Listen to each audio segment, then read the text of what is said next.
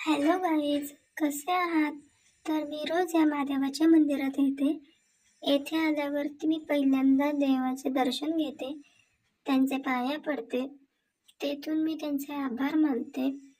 आणि तुम्हाला तर माहितीच आहे की मला महादेवाची आरती